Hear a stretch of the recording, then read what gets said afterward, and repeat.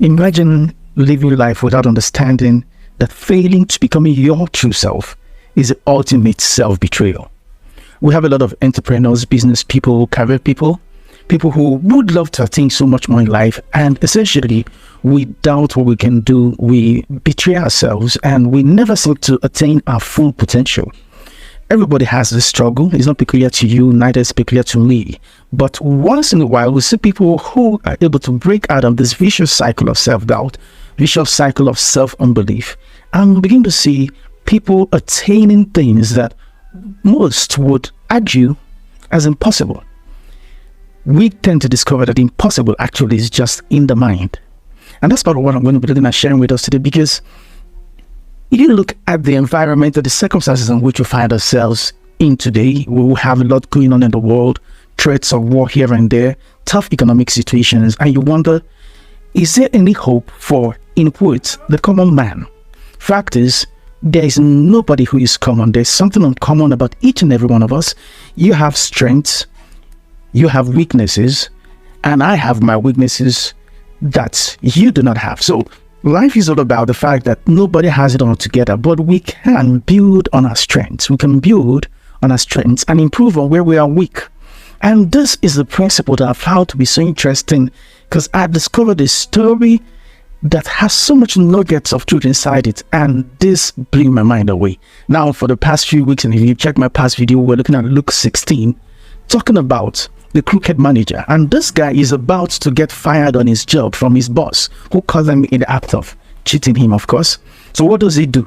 The first few sentences that come out of the mouth of this guy is been mind-blowing thinking on them, because I find out if we actually took our time enough to think about this kind of things, we would be in a much better situation than we find ourselves in right now. So he says to himself, look, I don't know how to beg, and I don't know how to dig. That is called self-awareness. And loads of people live their lives totally self-unaware. I mean, day in, day out, we find people who never pause and ask themselves, why do I think the way I think? What makes me think? What gets me excited? What are my strong points? What are my weak points? What are the things I need to focus on?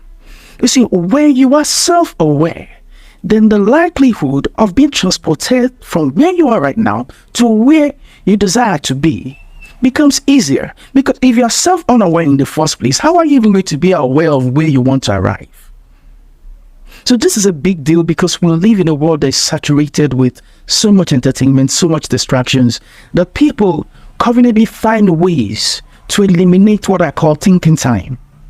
The time you need to think. As sometimes we dig ourselves right under busy work, things that we feel are useful, but these are things that sometimes we just need to pause and take a look and ask, this stuff I'm doing, how is it transporting me from where I am to where I want to be?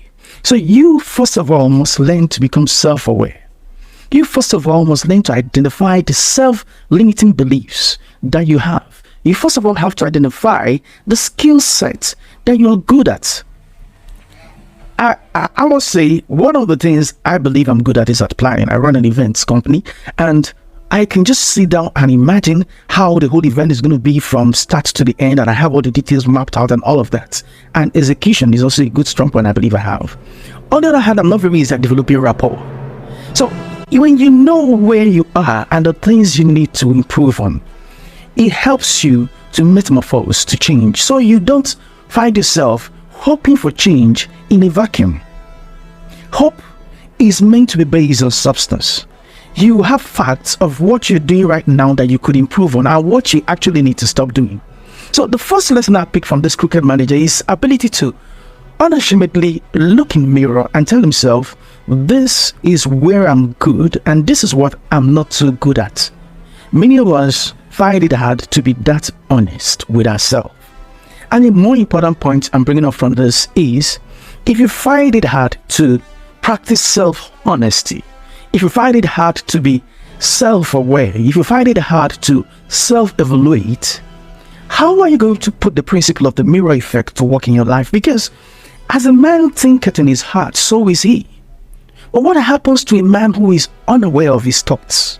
What happens to the man who is unaware of what leads to his thought processes?